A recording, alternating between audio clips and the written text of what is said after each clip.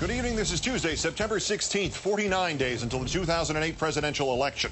Our sister network, CNBC, having reported that the Fed has agreed to extend an $85 billion loan to the insurance giant AIG in exchange for an 80% stake in the company. Thus, tonight, as the Wall Street Wild West meltdown worsens, Senator McCain is having dinner with two families in Youngstown, Ohio. After economist and columnist Paul Krugman compared his approach on this program and his language to that of President Herbert Hoover at the start of the Great Depression, no word yet on whether the menu at that dinner tonight consisted of a chicken in every pot. Our fifth story in the countdown, the Democratic nominee rolled out a plan to try to address the crisis spreading outwards from the mortgage industry. The Republican nominee admitted he had oversight over every part of the economy that has hemorrhaged. He called for a long-term study of some sort. Senator McCain still insisting to anybody who will listen, as he did on the Today Show this morning, that the fundamentals of the U.S. economy are strong, and that for the first time in the history of the English language, by saying fundamentals, somebody meant people. In this case, the American workers. So if you disagree with him about the strength of those fundamentals, you're insulting them. And also, we can fix the economic upheaval, but first we need to appoint a commission, much like the 9/11 Commission, to figure out what went wrong and how to fix it. But the fundamentals, they are strong. There's nothing wrong with the workers of America. I believe that they're the fundamentals. You may not, others may not. I think that the worker of America is the reason why we've been the preeminent economy in the world for a long, long period of time. America is in crisis today because of greed, excess, and corruption, and people walking away with pay packages for failed enterprises, and inside the Beltway old boy network that led to the kind of corruption that we've seen, and the patchwork quilt, the alphabet soup of regulatory agencies, which has never been reformed. And we need a 9/11 commission, and we need a commission to figure out what went wrong and how to fix it. And I know we can do that, and I'll do it. And we've had enough. Enough of what exactly? The alphabet soup of regulatory agencies? In March of this year, Senator McCain having told the Wall Street Journal, quoting, "I'm always for less regulation, but I am aware of the view that there is a need for government oversight, but I am fundamentally a deregulator. I'd like to see a lot of the unnecessary government regulations eliminated." You might think McCain would be backing away from that statement as quickly as he is attempting to redefine the fundamentals of the U.S. economy, but back to the Today Show where that did not seem to be the case. Of course I don't like excessive and unnecessary government regulation. Ask any American citizen who is subject to bureaucracies. This from the candidate who admits that the economy is not his strong suit and was asked about that deficiency in his resume this morning on CBS. Let me ask you this. Earlier this year on the campaign trail, you said, or you admitted, that you didn't know a lot about the economy. Why should voters trust you in these perilous times with the economy of the United States? You know, that's one of the interesting things about having long conversations. The point is, I was chairman of the Commerce Committee. Every part of America's economy I oversighted.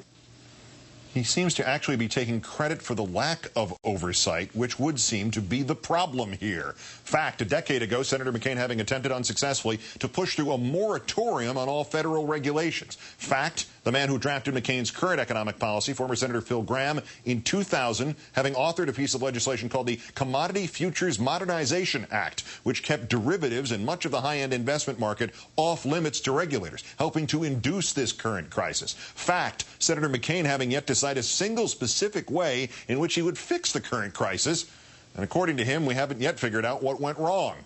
His opponent, meanwhile, with a 6-point plan that he first unveiled during the primaries that would regulate investment banks, much in the same way that commercial banks are currently regulated. This morning in Colorado, Senator Obama outlining what he has done and would do still.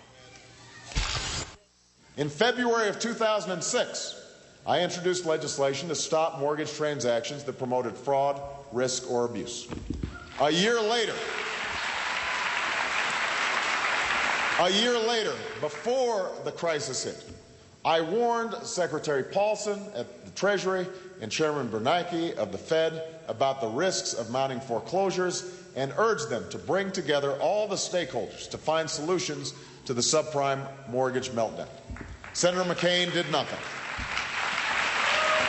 Last September, I stood up at NASDAQ and said it's time to realize that we are in this together, that there is no dividing line between Wall Street and Main Street, and warned of a growing loss of trust in our capital markets. Months later, Senator McCain told a newspaper that he'd love to give them a solution to the mortgage crisis, but, and I quote, "I don't know one." In January, I outlined a plan to help revive our faltering economy, which formed the basis for a bipartisan stimulus package that passed the Congress. Senator McCain used the crisis as an excuse to push a so-called stimulus plan that offered another huge and permanent corporate tax cut, including $4 billion for the big oil companies, but no immediate help for workers. This March, in the wake of the Bear Stearns bailout, I called for a new 21st century regulatory framework to restore accountability, transparency, and trust in our financial markets. Just a few weeks earlier, Senator McCain made it clear where he stands. Quote, "I'm always for less regulation," unquote, and referred to himself as, quote, "fundamentally a deregulator." This is what happens when you confuse the free market with a free license to let special interests take whatever they get, however they can get it. But don't you want a long-range planning commission? Time now to bring in our own Richard Wolff, also, of course, senior White House correspondent for Newsweek magazine. Richard, good evening. Good evening, Keith. Is anybody else here at this moment in the economic or political world besides Senator McCain suggesting a commission rather than some sort of action that needs to take place no later than January 20th of next year? No, they're not, and there's a good reason for that. Commissions are the ploy, the favorite ploy of Washington politicians in a very different situation. For a sort of chronic problem like Social Security that requires a bipartisan solution, but not really a solution to a crisis, which is clearly what we're seeing, not just over the last few days, but also today with AIG. This is something that, as the McCain campaign would say, requires someone with expertise and experience and some leadership.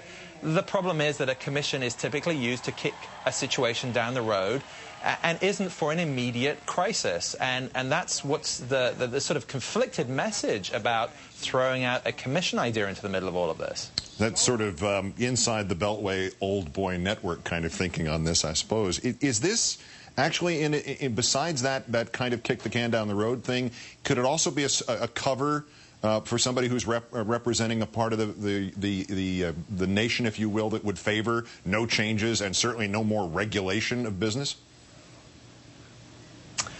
Well, a cover would normally mean that he'd had some responsibility or hand in this, and you can debate about that. But I think the real cover here is the really extraordinary about-face that McCain is trying to pull off here.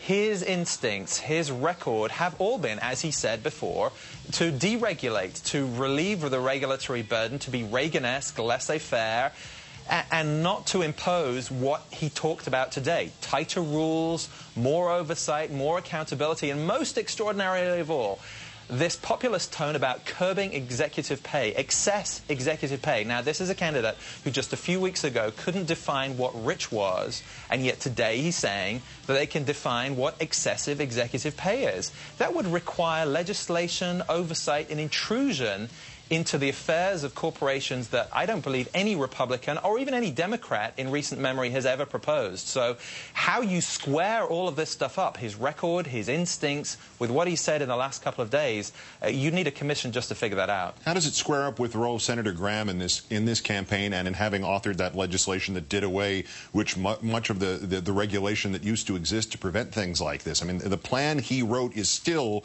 the McCain economic plan, is it not? Absolutely, and Phil Graham isn't just the sort of writer of a plan. He's a sort of spiritual mentor on economic issues, not just because they go back in the Senate a long time, but McCain also was chairman of his presidential campaign. And what Phil Graham represents, and what actually John McCain represented when he was chairman of the Commerce Committee, was this hardcore belief in deregulation. That's exactly what they did in the late 90s. They thought they took a lot of credit for the economic growth because of it. And that philosophy does not square with what McCain is talking about today. It is a complete about-face.